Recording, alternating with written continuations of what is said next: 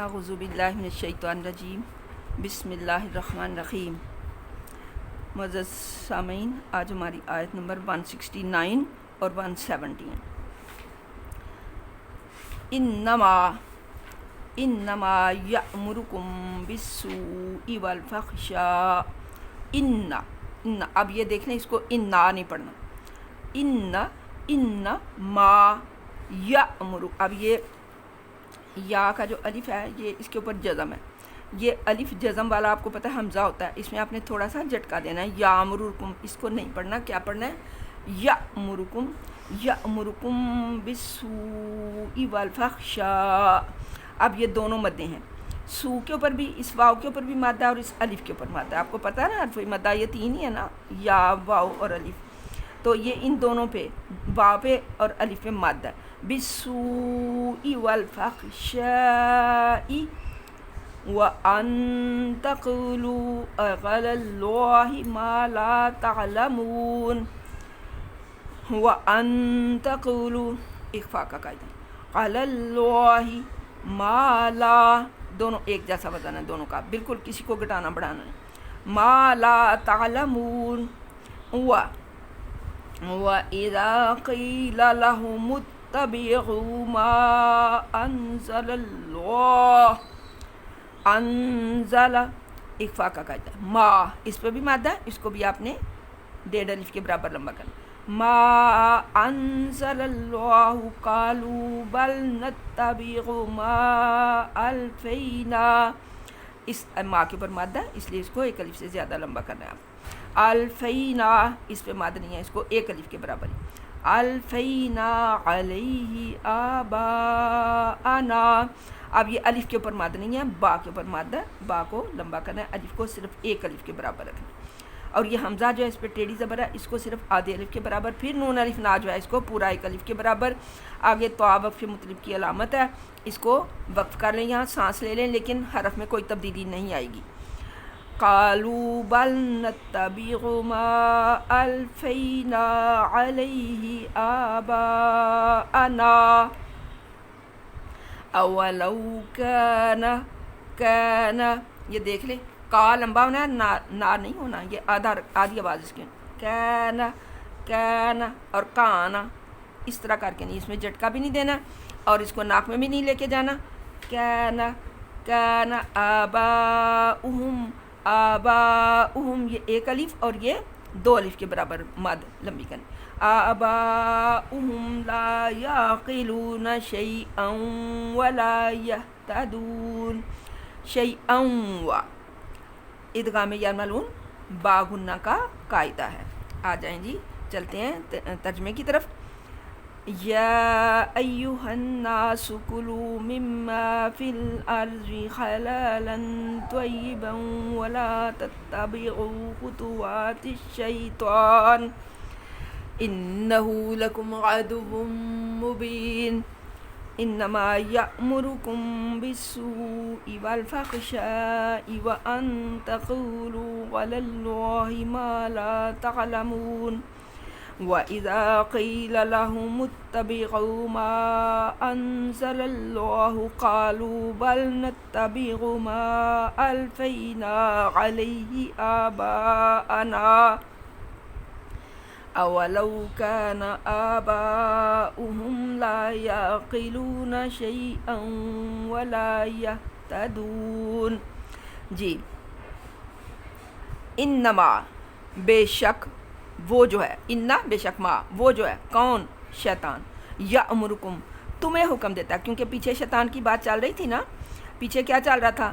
اے لوگو حلال کھاؤ، زمین میں سے حلال طیب چیزیں کھاؤ، اپنے پیٹ کو حلال سے بھرو، اور جو حلال و حرام اللہ نے واضح کر دیا ان کی پابندی کرو، حلال چیزوں کو کھاؤ پیو اور حرام سے اجتناب کرو، یہ پیچھے چل رہا تھا۔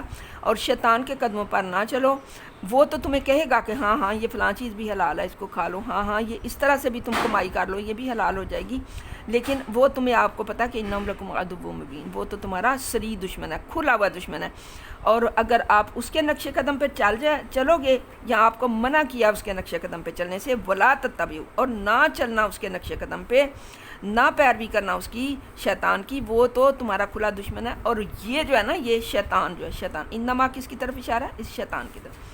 یہ جو شیطان ہے، یأمرکم بالسوء والفحشاء، تمہیں برائی اور فحاشی کا حکم دیتا ہے۔ فحشاء جو ہے فوش کی جمع ہے، بری باتیں، بے شرمی کی باتیں، بے حیائی کی باتیں۔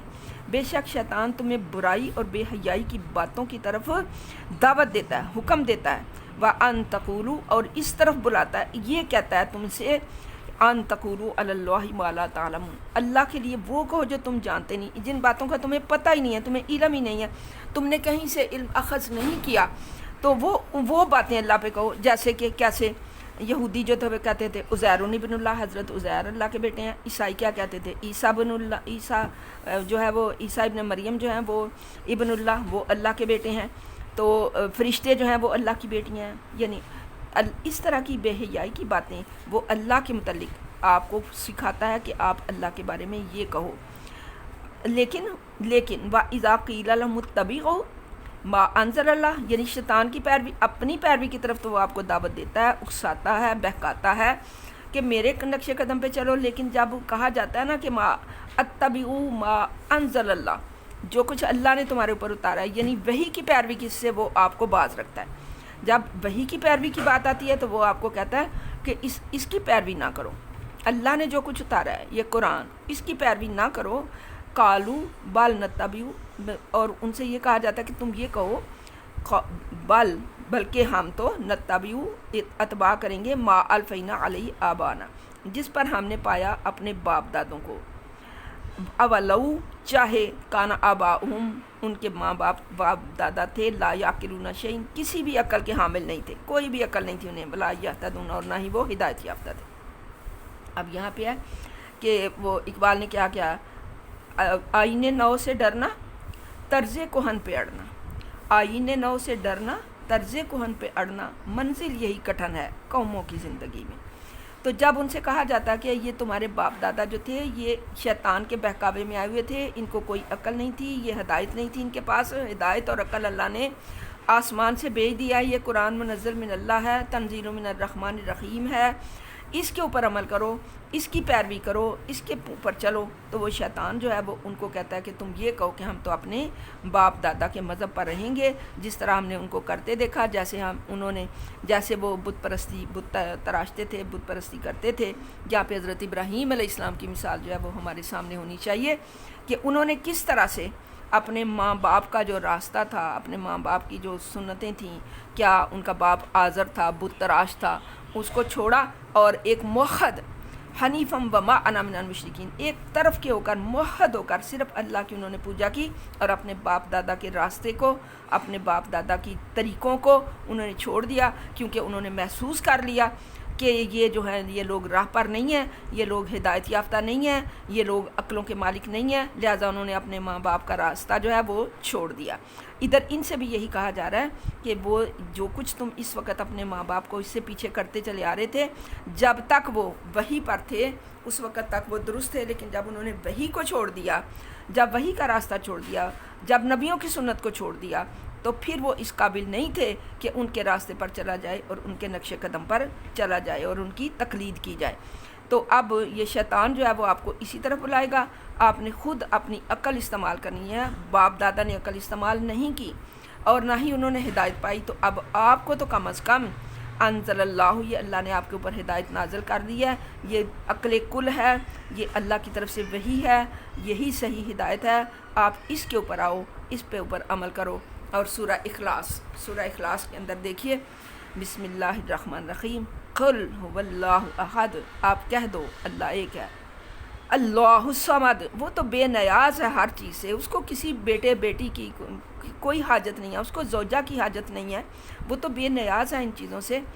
لم یلد ولم یولد، نہ اس نے کسی کو جنا ہے، نہ وہ کسی سے جنا گیا، نہ اس کی اولاد ہے، نہ اس کے والدین، نہ اس کی اولاد ہے، نہ اس کے والدین ہیں، اور لم یلد ولم یولد ولم یکن لہ کفوا، نہ ہی کوئی اس کا برابر کا جوڑا ہے، ولم یکن لہ کفوا احد، وہ ایک ہی ہے، اکیلا ہے، واحد بھی ہے احد بھی ہے، گنتی میں بھی اکیلا ہے اور صفات میں بھی وہ بالکل اکیلا ہے۔ اس کی طرف آؤ، اس پہ ایمان لاؤ، اور یہ شیطان کی اور شیطان کے چیلوں کے راستے، ان کی ہدایت جو ہے وہ چھوڑ دو، بلکہ اللہ کی وحی پر عمل کرو۔ وما علینا الا البلاغ۔